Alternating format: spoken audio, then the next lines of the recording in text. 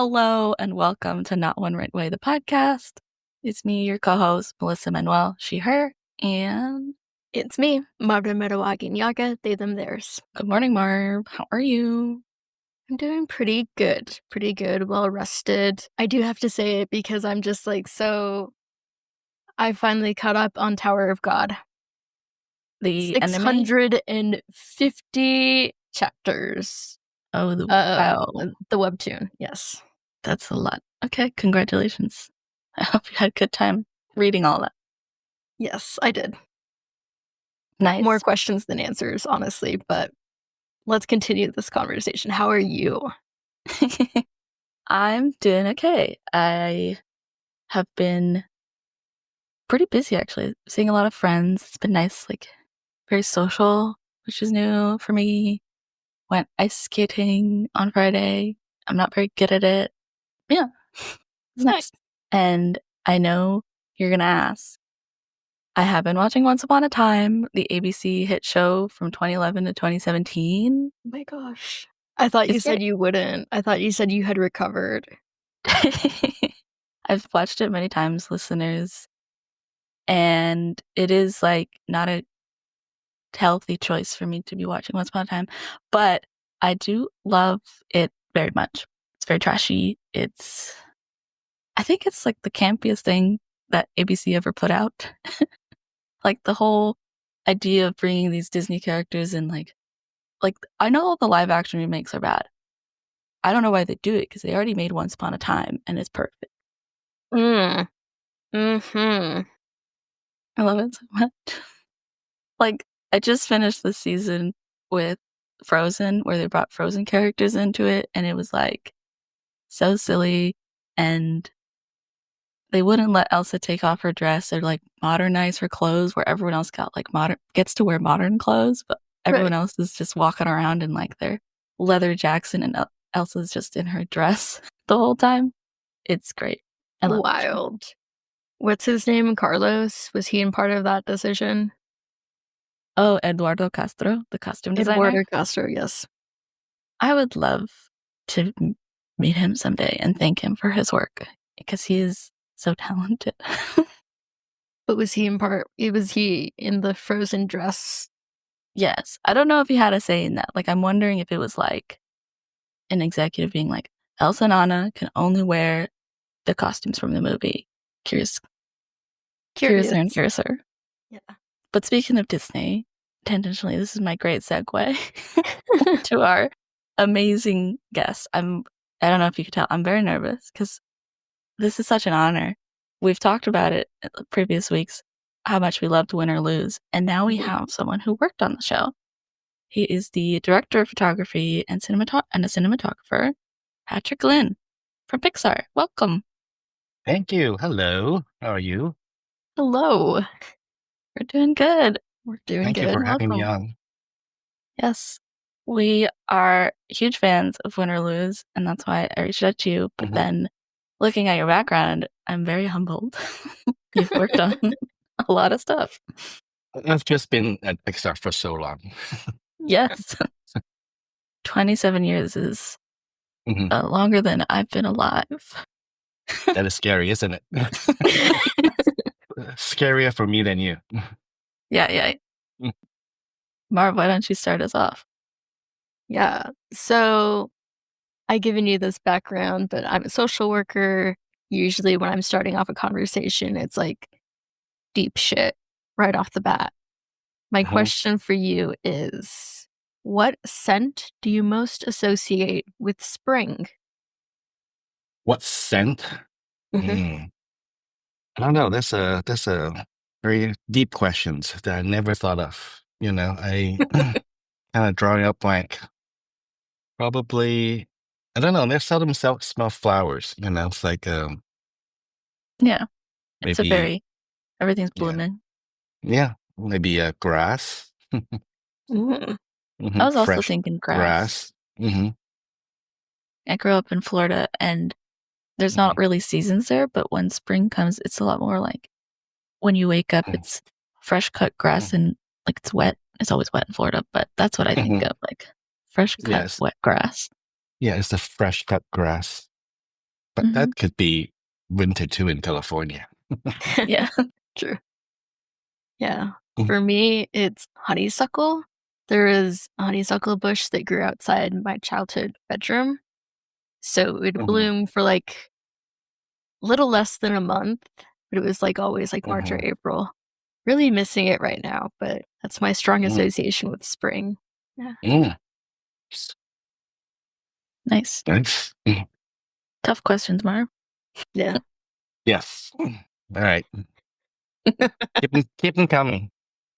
I'm curious what your favorite film is. So someone with Mm. like a deep connection to it and has worked in it so long. Like, Mm, do you have a favorite like live action film, a favorite animated mhm. film, like one of each, or just an all time classic you go to? I think my favorite film probably is Blade Runner, the first Mm. one. Yeah. I can always just keep watching it and never get sick of it. I think I watched it over 100 times. Nice. What Mhm. about Blade Yeah. Runner? It Mhm. what draws you to it? Well, I think the visual just looks so good. I mean that's like in the 80s, for one of the first cyberpunk movies. And it's just beautiful and it's very, very meaningful too, I think, what they're trying to say about being human, being what's consciousness. It's Mm. very, very good. Yeah. And my favorite animated films probably is Millennium Actress. What's that? Mm. I know. Never seen I it? don't even know that one. Yeah, No. it's a Do you surprise. know it's a Japanese anime? It is God, when is it made? It's by you, of course you know Miyazaki, but this Oh. is by this animator director Kon Satoshi. Mm, He made, I think he only made 5 films. Have you just heard of Tokyo Godfather? I've heard of that one. Yeah, Yeah, same director. Also Paprika. I saw Paprika. Yeah, Mhm. that one's cool. Yeah. And he also did Perfect Blue, Millennium Actress. He also has a TV show, Paranoia Agent. Yeah, but he passed away after Paprika. Oh. Yeah, Uh, and yeah, I think Millennium Actress is one of my favorite films. That's I have his. to watch it Yeah. because I really liked Paprika. hmm Yeah, and my close second would be Spirited Away. Mm, hmm all great choices. Yeah. hmm Thank you for sharing. Yep. I have a question about Mm-hmm. all of the friends behind you. It seems like there's some figures. Is there one that's your favorite? Oh God, that So hard. is hard. I have to say the Hulkbuster is my over there in the corner. That would be my Uh-huh. favorite. Okay. Nice. I was wondering what fandom they were Yeah. from. Are they all Yeah. Marvel? No, Marvel, Star Wars, some Japanese anime like that's Captain Harlock. Yeah, Mm, but yeah, but a lot of Marvels for sure. okay, cool. Yeah. Do you consider yourself a Star Wars nerd? No, not a nerd, but I do like some of the shows. Okay. Mhm, Okay. I'm in my Star Wars era. Like, I didn't like it that much before, like, the past 6 months, but I've watched all of the mhm, Clone Wars and Rebels and mhm. Bad Batch, and that for me is like what I love about Star Wars, Oh, the okay. shows. Huge fan. Awesome. Yeah. Well, I grew up with the original, so that's yeah. We Mm, have to once one's movie come out, we have to wait 3 years before another one. So. yeah, I can't even imagine. I could just binging. Yeah. So funny. It's okay. I'm waiting for Spider-Verse 2027, so Mhm, just wait 10 years. mhm. Okay. Eventually, it will come out. It'll be worth the wait. It'll be worth it. Mhm, Let the artist work. It's mhm, good. It's healthy. Sure. Sure. Wow. That was fun. Thank you for sharing a little bit about mhm, yourself. mhm. Now we're gonna zoom out. Did you always want to be in animation? It says we did some light research, as in we stalked you on LinkedIn, and it says you grew up in Hong Kong. Did you Mhm, know you wanted to work in this industry? Did you have different dreams and goals? mhm. I always wanted to study filmmaking. When I was like 12, I think I was just reading a newspaper and they were saying about how Spielberg and Lucas was friends and they actually met in film school. And this is the first time I actually heard that, oh, you can actually go to school to study filmmaking. And that blew my mind. And I said that, okay, that's what I want to do. I want to go to film school. Yes, and so that's what I did. I went to film school. I actually studied live action films when I was in film school, and I know I don't know how to draw, so I never thought that I would be working in animations. I I do like watching animations, but I just can't really. I don't draw that well. So so after I graduated, I'm looking for like live action jobs. I went to school in the Bay Area in San Francisco, and there's not a whole lot live action production up here. So, but what we do have is a lot of special effects houses Mm, because Lucasfilm is up here, and so after some searching, I finally got a job in the special effects house as a camera assistant. And I always kind of gravitate towards camera, even though when I was in school, when because when you're in film school, you kind of help each other, you help your friends so that they can help your film, right? So every time I'm helping my friends film, I'm always helping them with the camera. And even for my film, I found that I kind of pay more attention to the camera instead of trying to direct the the actors, So I kind of like the cinematography part of it. So I've been looking for jobs that's camera related. So I found a job as a camera assistant at the special effects houses in the Bay Area after I graduated. And so the special effects houses back then is before computer.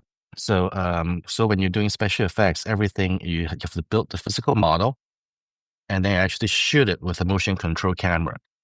So the motion control camera is a computer program camera that move really slowly when they're shooting, and then they can repeat multiple passes, so it can actually add on different elements onto the film, clumping different elements, and the camera move will be exactly the same.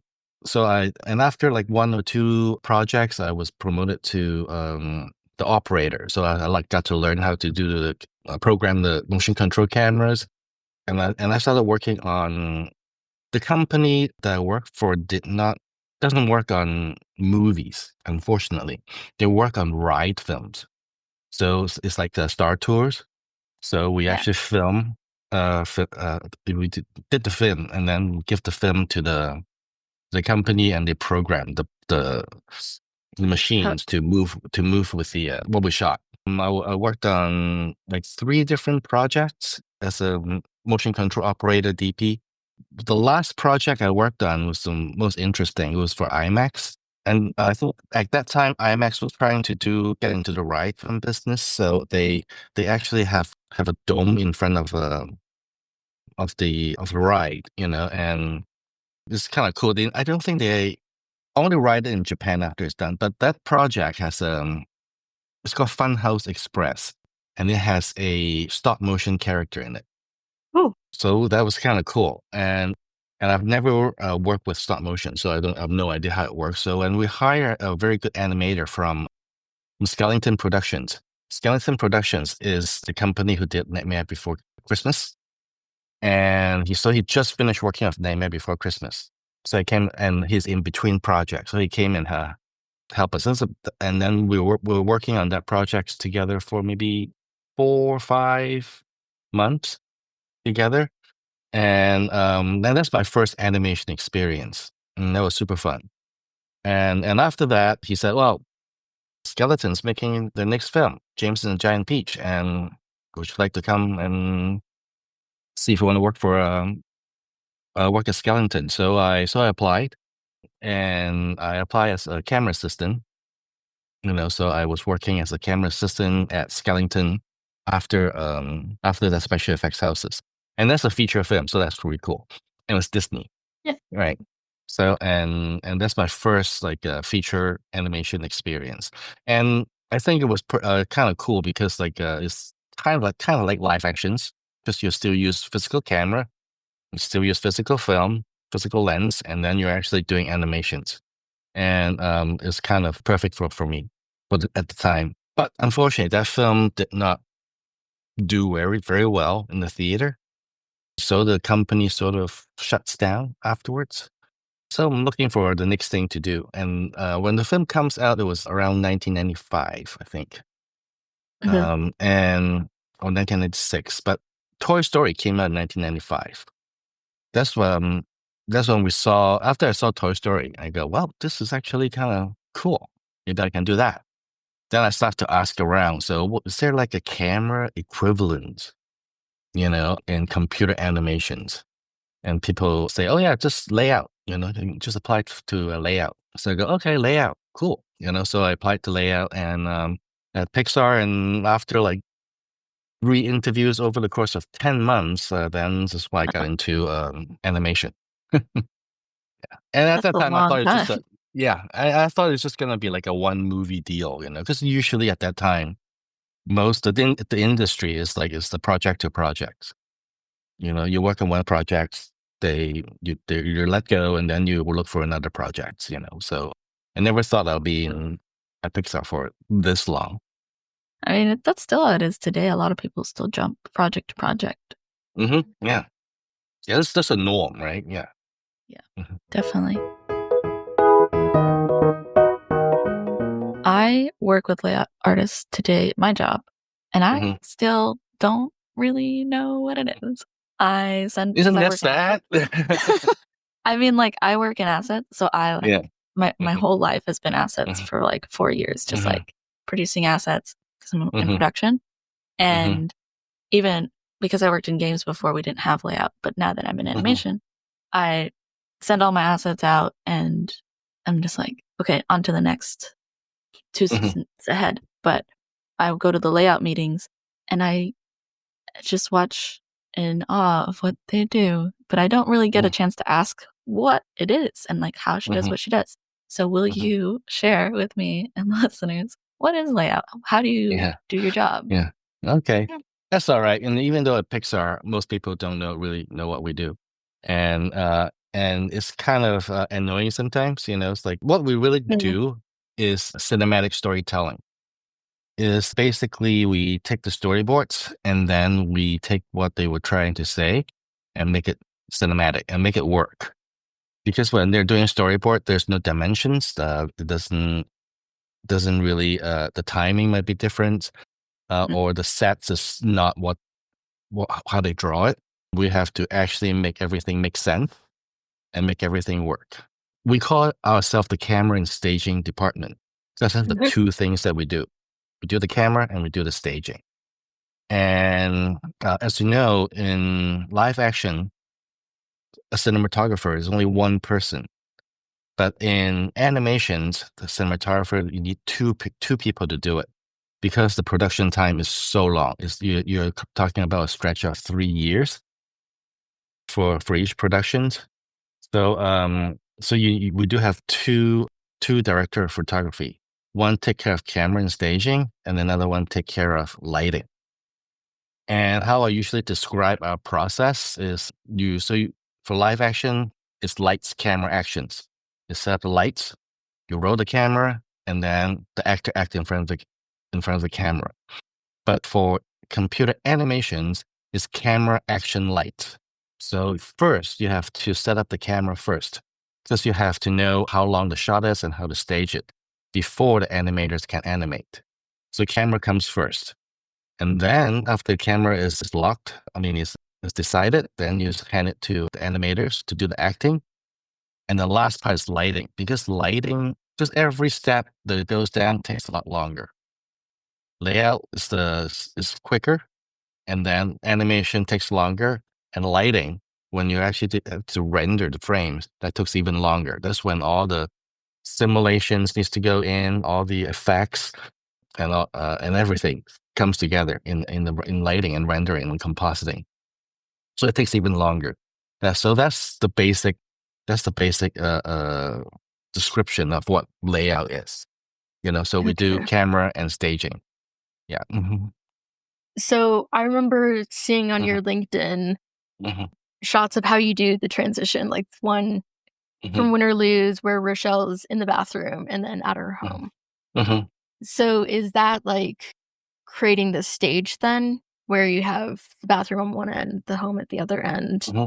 Creating that Hmm. stage is part of the process of. No. Okay. The set is really created by the sets department.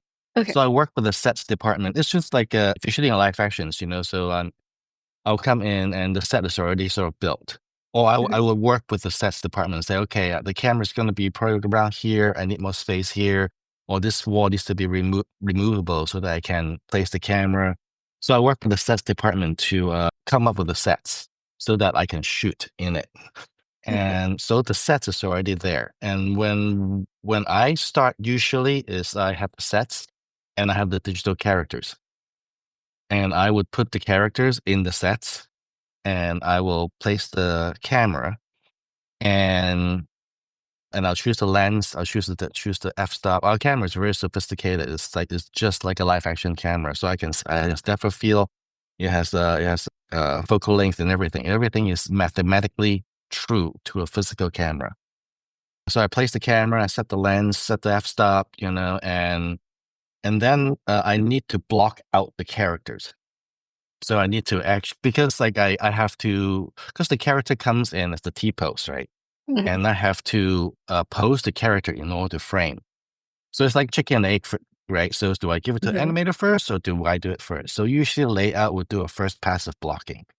So if the character pick up a cup with the left hand, then we have to decide, like where the camera is and well, which hand for the character to pick up the cup. And then he turns around and start walking. Does it walk out of frame or does it not walk out of frame? All those things is decided by layout. Okay. Basically, it's the filmmaking part. Yeah.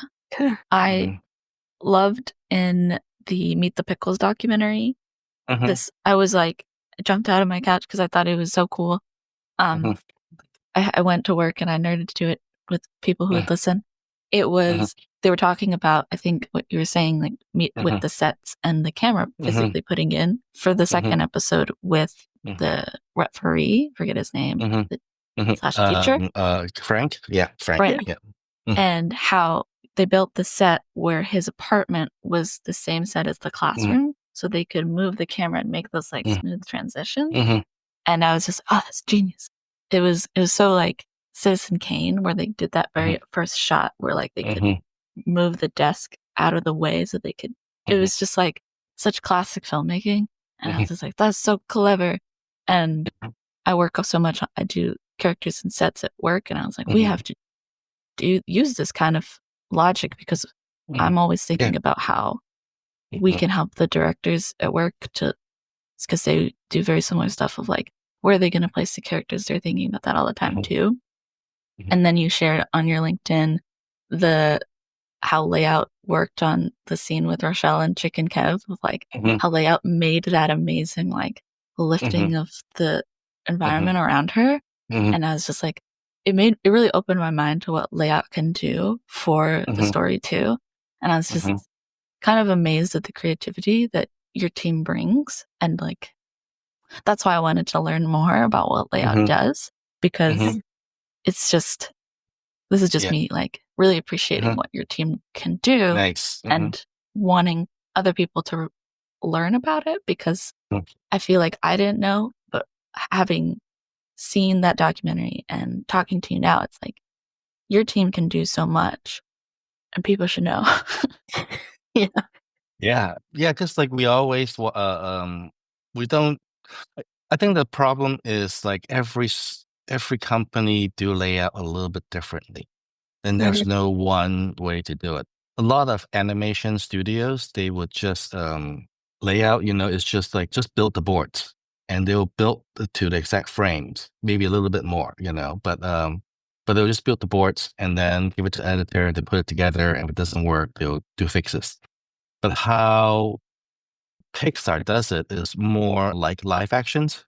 So we would a lot of times we'll just block out the entire scenes and we'll actually shoot it like live action. Say this is the master, this is over the shoulder, this is the two shots. And then we will have all those footage and then we'll give it to the editor. And then the editor will cut it like live actions. Hmm. And and we will work back and forth with the editor like and the director like at least three passes between editorial and layout to come up with a cut to make sure that the storytelling is correct and all the story information is good and all the cinematography wise it looks good. So that's how we do it. We approach it with a live action sensibility. That's how I think that's what we are different. And I think we also treat the camera as real as possible. It's like even though it's like this has always been Pixar's layouts philosophy. The camera is virtual, the set is virtual, nothing is real. And the movement has to feel realistic. I think some of the problem with some of the live action director when they work with CG is like, oh my God, the camera can go anywhere. And they start flying the camera everywhere, going through windows, going through doors, like going through everything. It's like that makes a shot feel CG. Like Mhm. if you look at any Transformers, movies, or yeah, it's just like Yeah, I know not grounded. it's not grounded, but to them, I understand because they're always been shackled by a real camera, and all of a sudden the camera is free, and they just start flying everywhere. But we're just the opposite, right? So everything is fake, and we've tried to at least give the audience at least needs to give feel real. So how the camera move, how the lens, how the depth of field, how the bokeh, everything to me, I think needs to be as realistic as possible. Movement should not be too quick, otherwise it will feel fake. And when it stops, it cannot just stop at a dime. You just need to ease out, all those little nuances we have to pay attention to. And I think that's what makes a film feels a little bit more different, maybe. It's our attention to making sure that yes, like if I'm doing this shot in live action, what would it be? Is it a crane shot? Is it a Steadicam shot? Is it a gimbal shot? I have to be very aware of what kind of camera movement it would be in live actions. And the idea for combining the sets actually comes from because there are so many ways to do transitions. The directors wants to do a lot of cool transitions for the show, and in CG you can do anything, right? You can do so many different ways to do transitions. But it's a TV show, so if you want to do a lot of them, you would need to have a more efficient way to do it.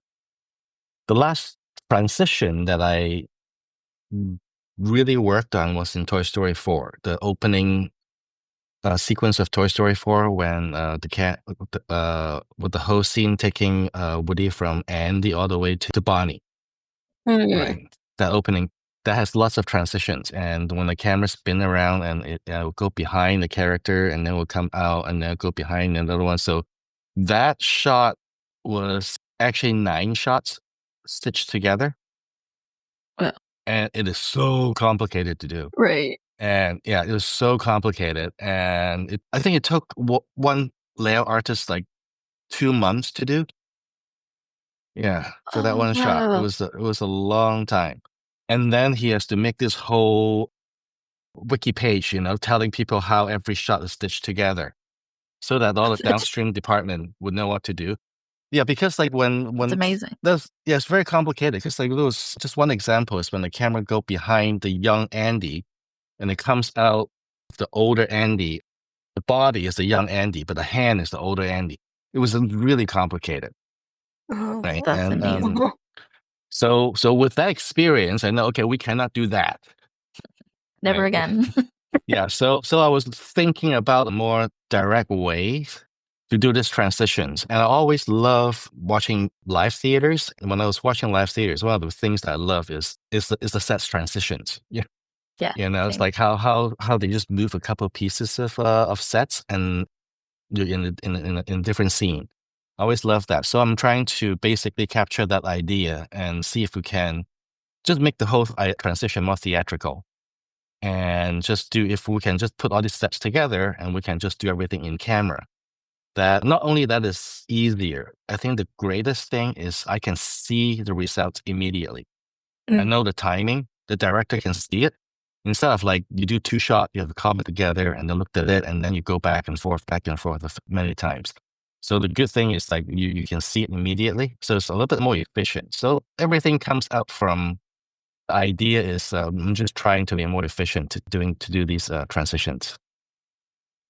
So that would be an example of working with the set department to hmm create these, uh, hmm technical transitions that you hmm then are using the hmm camera to film. Yep. It's Okay. yeah. So once I have the idea, okay, so we can do our transitions here. It'd be good if we can just have, and I'll kind of hack it together first. I will try to deactivate or invert some walls and put everything together and say this is kind of what I was thinking. And then the sets department is amazing. They were just so supportive, and they were just like usually no question asked, and they were just yeah, we'll do it. Yeah. And one example is like most people probably won't notice. One example is in Rochelle's episode when she's passing a note to Okay. um to Tom and Kai. try to Kai, yeah. And there was this push in zoom, those are the Spielberg shots, that Mhm. that the camera was pushing in and the lens widened so it kind of stretch the sets. We actually tried that and it didn't work because it distort Rochelle's face too much and it feels more like a dream.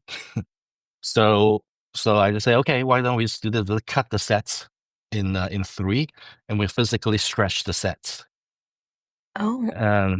Yeah, so that shot was actually very cool, but like it feels like a push and zoom, but it is actually the set is actually cut apart, and we're actually physically stretching the sets. If you look at the floor, you can see the patterns, Wow. mismatch.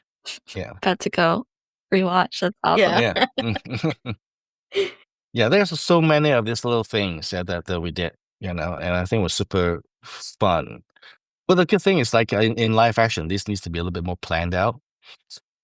But that's the one great thing doing this in CG that we can just, oh yeah, let's just do this, and we can just do it and try it in a day. Mhm. Yeah. Another one was when Van was waking up when she walks to the mirror, and then she was all tired, and then she get up and she do her mommy magic, and then she's awake. If you look closely, the camera actually is pulled out from within the mirror. Oh, that's Mhm. awesome. Yeah, Well, yeah. So we actually have a duplicate set on the other side, and then the camera actually pull. It started from inside the mirror, and the camera pulls out from within the mirror. Yeah. So we have a lot of those really cool things that is hard to do in live actions, but it is easy for us to do. But also give the show a very unique look too. I think it's like something that the CG has never done, but it's so easy. I definitely. wouldn't say it's easy. It's easier for us. The sets Yes. department has to do a lot of work to make it work. Yeah. Like the wavy streets is another one. The wavy street. It was the idea came when the director really want to up the stakes and up the visual. So instead of just tilting the camera and rolling the camera, he wants something a little bit more physical that comes at Rochelle. So it's like the whole world, her world is working against her. And he come up with a wave, and the first time I heard it, I go, the hell are you talking about? So how are we gonna do that? And the sets department Rick does that section of the sets to be curvable. Yeah. And it's like, yeah, it was amazing. I think they did it in like a few days, Mm. and yeah. That scene when we first Mhm, watched it, Marv and I watched the whole show together, and when we mhm, saw the the mhm, the whole world start mhm, coming around Rochelle, like the mhm, emotional impact of that, like Right. mhm, floored us. It changed, like mhm. I think the intensity of it was like Yeah, yeah. what That she yeah, I was think that feeling scene was so was much was more one of impactful. the most intense scenes, and it's also like a kid is being chased by a car, Yeah. and that and her whole world is just working against her. yeah, it's an intense scene. But yeah, it's like the sets department helped us did that, and then we just lay out the shots. It was tough because it's always tough to lay out something that is on a moving surface because yeah, everything needs to be grounded, you know. And if you look at my LinkedIn, you can see the board. You know, Hmm. the car is still chasing her when the world is breaking apart. And then like it works in the board, but like if you're actually in the sets, okay, her world's breaking apart, but the car still needs to be riding on the streets. How does that work? Right. And Mhm. that's why we have to rethink how her world is working against her in layout. Hmm. I see. So cool. Hmm. What you Yeah. all do is amazing. Hmm. I'm having the best time. I could talk about layout the rest of the day. That's good. Yeah. I Yeah, it was always kind of even the Pixar, like people don't doesn't know what we do, and sometimes is I remember the first time when they're trying to explain layout in the Toy Story 2 DVD. You know, so this is a storyboard, and this is layout, this is animation, right? You know, the steps, you know, Mhm. and they used the Buzz Lightyear flying sequence, the video game sequence, you know, which I laid out. And it was annoying because the board was not like that. They basically took my layout and they reboarded it What? to make it look exactly the Wow. same. To make it I Justice. because I see. think it's easier to explain. Right. It's easier to explain, right? So this is and layout just basically translate the storyboards into 3D. So I think it's easy to explain, but also if you don't know anything about it, why do I want to do that? It's so boring. It's just like right? And Cool. it's there's no creativity involved, right? And but Right. that's the opposite, right? And they always like and we all like I said before, we also have to do a lot of blockings, Mhm. right? And we have to block out the character first, right? And a lot of times when they publish like layout photos, they'll just put the character back in the T pose, I right? mean, it's the And easiest. They come like this. yeah, exactly. It was very annoying that they do that, and we keep telling them. And there's a very reason. They did it in Monster University. Mhm. We talked to our PR department. Don't do that. You know, so we spent a lot of time trying to explain what layout is. Yeah. You know, and one image like that, you know, do more damage than you can you can think, right? And then they say, Mhm. "Oh, I'm sorry," and then they did it again in Incredibles 2. No. You know, Justice and for layout. Justice for yeah, layout. exactly. You know, it's like yeah, it's like when people see that, you know, it's like "Well, this is so boring. Why would I want to do that? You know, but it's like, actually it's the opposite. You know, we're actually the filmmakers, and then Yeah. we need to make Cinematographers. yeah, and we need to make we tell the story cinematically. You know, so we do a lot more. But the thing is, like all our work, no one really see. You know, it's like But we are seeing it. Like, you it's such still a huge seeing it. part Yeah. of the story. I mean, Yeah, but I'm a everyone just nerd. oh the everyone is like oh animations, you know, so good, which you know they do is amazing, you know. But like those are people you should look at those more than they before they look at how the camera tell the story. Yeah.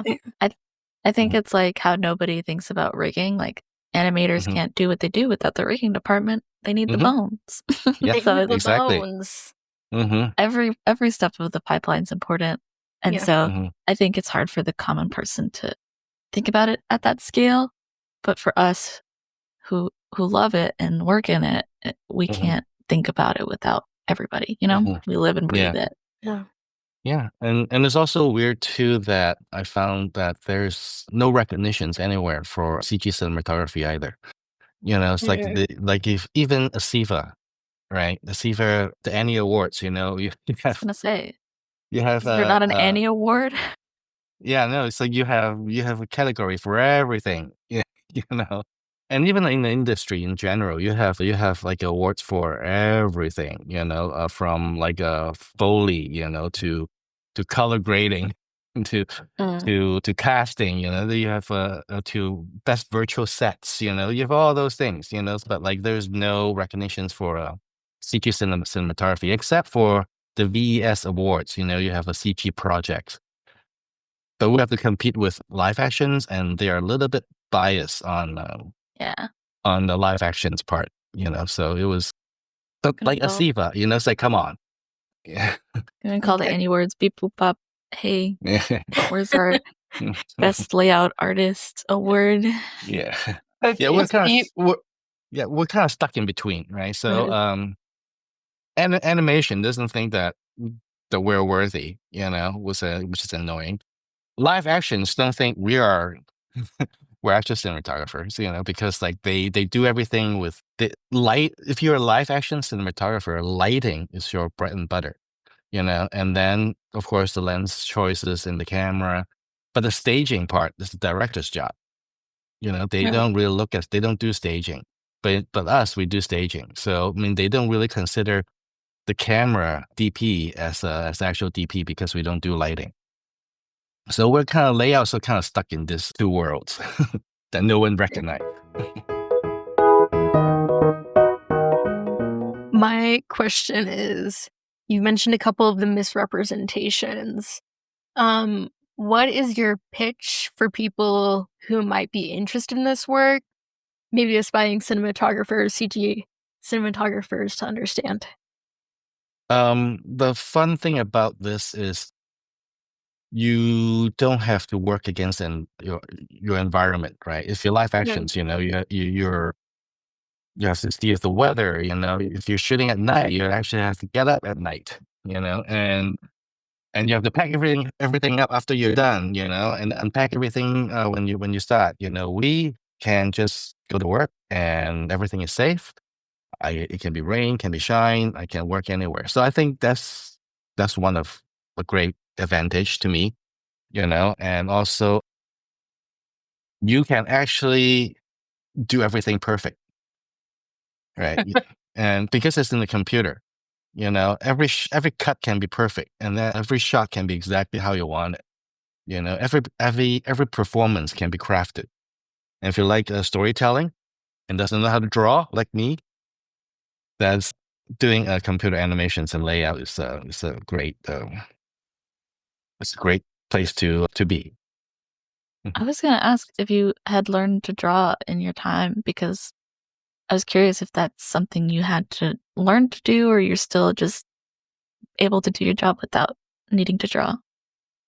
You still need to draw something, I mean, my drawing skills are so bad, but I still need to draw, right? I guess sometimes when I need to communicate a shot, I'll have to kind of draw it, but I draw enough to communicate, is it the wide shot close up where the character is looking tight, and I draw enough to communicate, but none of them can be seen in public. Okay. Yeah. That's one of my greatest weaknesses. I say it every day. I'm like, dang, if I could just draw, I'd be unstoppable. Right. Yeah. Yeah. That's awesome. Hmm. Yeah. I have so many more questions. Okay, Yeah. wait, Hmm. really quick. Hmm. I saw that you worked on The Truman Show way Oh back yeah. in your early career. Hmm. What was your role in that? I was a motion control programmer, Okay. a motion control operator. So as I said back then, I think at that time it's just about the transitions between models, it's real models and CG. So in the Truman Show, that was if you remember, he was trying to go to Fiji, right, Yeah, to see his girlfriend or someone just who to left, right? travel? Yeah, yeah, just to travel to Fiji, and then there was this one shot that is a gag shot. Basically, is the production company was trying to use a crane to lift the plane and trying to simulate the flying, right? So it's just a gag shot, and the plane that design is one of those retro airplane that's it's a silver fuselage, so it's very reflective. And at that time, when something too reflective, you can't render it. It's just expensive. So that's why they decided the special effects company decided to use a real model and shoot it under the sun, right?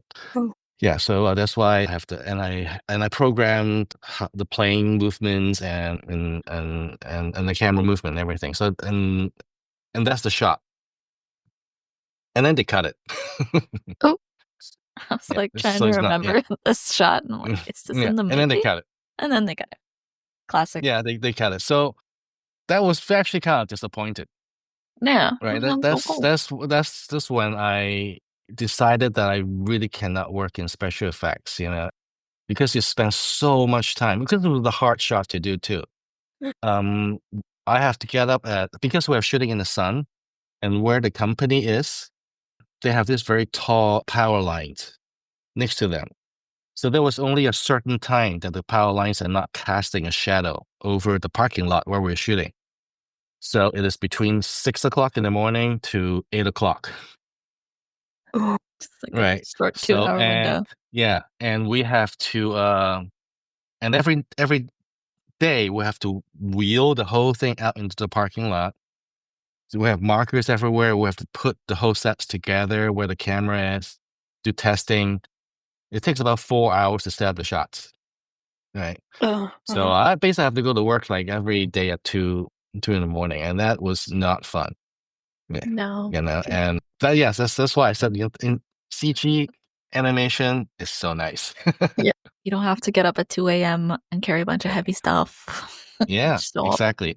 And it's like if you think about the pandemic, the animation is the only studio that's still fully functional during that time. Sure. Hmm. So true. Hmm. I wish we could talk longer. We worked on so many things, and man, but I don't want to keep you too long. I know you have to get Okay. to work. Well, we can do a part 2 and then talk about other films. Yeah, I want to ask Hmm. about like your work on Inside Out, which I know was like a Hmm. big part of your career, and like how you brought Hmm. cameras really into Pixar. Hmm. But there's not enough Hmm. time. Next time. Yeah. Next time. Yeah. Thank you so much. And I Yeah. want to make it really clear. We see you and we know you do Okay. important work. Thank you. And Thank you. I value layout. Yeah. Thank you. We're Appreciate it. Mhm. we're in the presence of a great mind, a great Mhm. creative. Thank you very much for joining us. Oh, Yeah. thank you. And Thank you for you can having go me. tell all your layout artists today, like, here at Not One Right Way, the podcast, we value your work and we think you're Uh, great creatives. Appreciate it. Thank you so much. Yeah. Yeah. Thank you so much. We had a great time. That was our conversation with Patrick, A humble genius. a The humble mind. genius. I'm like radiant. I'm gonna have the best day ever. I can't wait to Right, take this right. already. It's always so amazing to just like meet somebody and like sort of not just enter their career and their job, but like how their mind works in creating these things. I could never. And that's great because somebody is, and it doesn't have to be me. Doesn't have to be me. Just like, wow, they've been doing that. They've been making the art, Yeah. Yeah. and that was so amazing. I feel so smart now. Yeah. Thank you, Patrick, for teaching us what layout is. Yes. Yes. Wow, what a great guest. Can't believe they said yes to come on our little podcast. I know, right? Like, listener, go check out their IMDb, and it is wild. It's wild. Crazy. Every childhood movie you've seen, he's worked on it. It's true. And go watch Win or Lose. It's so good.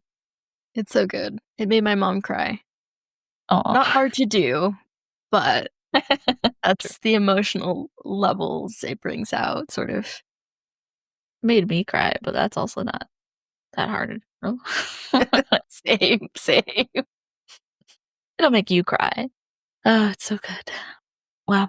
Can't stop smiling. What a great interview. Yeah.